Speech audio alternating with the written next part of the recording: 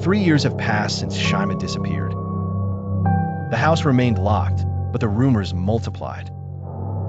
Some said they heard screams from inside.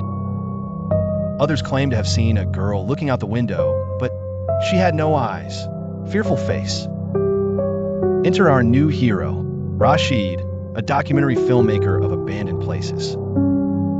He has a popular YouTube channel and loves scary challenges.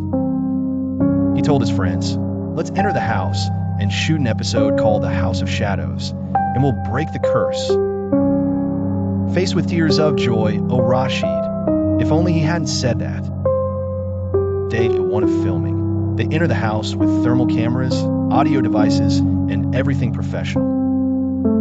Everything was going well, until 2:44 a.m. The camera picked up a strange sound from the second floor. "Mama, I'm cold, hug me." But the weird thing? No one said that. Anxious face with sweat. Day 2. Rashid started dreaming of children, faceless ones, dragging him by his legs under the bed. When he woke up, there was a small handprint marked on his neck. Day 3, the night of confrontation. They saw a new drawing on the wall. It wasn't there before. A child standing under a tree, holding a black candle. Above it was written, "I am the son of Shima, yet to be born. Fearful face, fearful face, fearful face." In the serene city of Salalah, Shima inherited her grandmother's house. The house was abandoned, but not empty. From the very first day she entered, she began hearing footsteps on the roof, seeing the shadow of a little girl running, and suddenly disappearing. Among the grandmother's belongings, she found a box, locked with a strange seal on it, inscribed with, "Do not open unless you're ready for the truth." And of course, she opened it. Inside, a black candle, small bones, and a photo of her mother as a child. Behind them, a dark shadow, smiling. Each night, the nightmares became clearer. Rituals, blood, and whispers in her ear saying, "You are the chosen one." On the final night, Shima tried to escape. But every door brought her back to the same room. And the last thing she wrote on the wall was in her own blood, "I agreed without knowing." And since then, anyone who inherits the house inherits the curse. Silence in the house at number 13 was heavier than time itself, so thick you could cut it with a knife. Yet, something new began manifesting. In the beginning of part 3, a young man named Anis, Shima's younger brother, who had been studying abroad, unaware of her disappearance, enters the scene. An unexpected old letter arrives one ordinary day, with neither address nor sender. Inside, a charcoal drawing of a small child and a cryptic message. He was born, but hasn't come out yet. Anis, the bold fool faced with tears of joy, returns to the house, searching for his sister. There, he discovers a small notebook wedged beneath the floorboards, wrapped in peculiar leather. Inside, Shima's final entries. "I am pregnant, but not by a human. I dream of his voice, speaking to me from beneath the ground. He will emerge and take me to his world. Fearful face, fearful face, fearful face." Anis starts hearing the child's voice, oddly manly. "Uncle Anis, why did you take so long?" By night, every mirror in the house shatters, except one.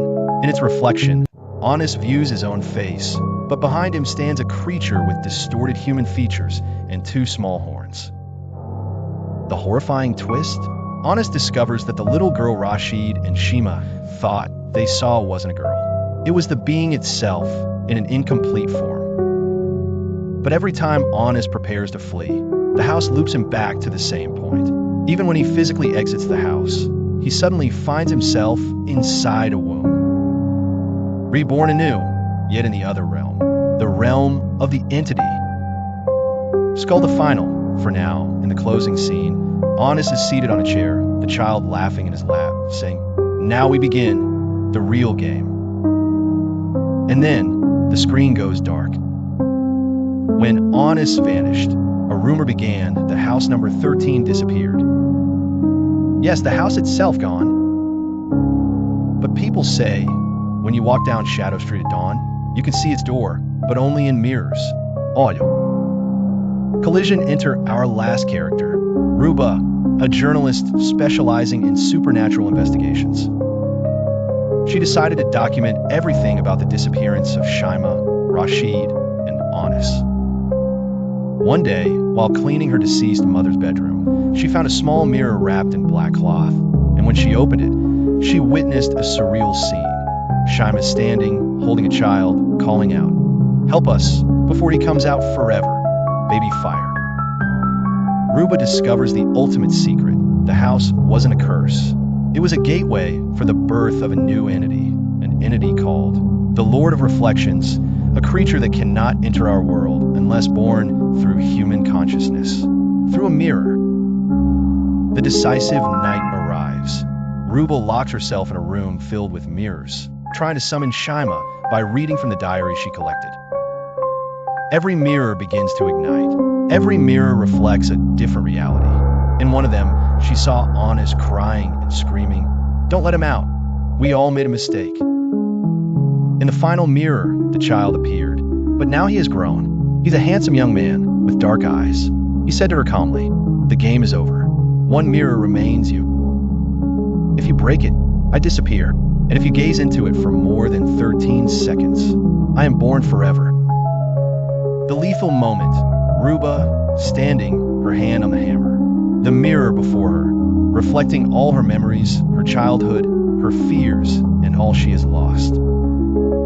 13, 12, 11. We hear the sound of breaking, then silence. A week later, in a psychiatric hospital, we see Ruba sitting alone, holding a small mirror, laughing and saying, "He didn't come out. It was I who went in. Skull, skull, skull." The end? Or the beginning of a new reality we're all living? If you're looking at yourself in the mirror right now, ask yourself, is this my reflection? Or is someone else watching me? Olho, cara sem boca. If you enjoyed the story, don't forget to like and subscribe. Goodbye.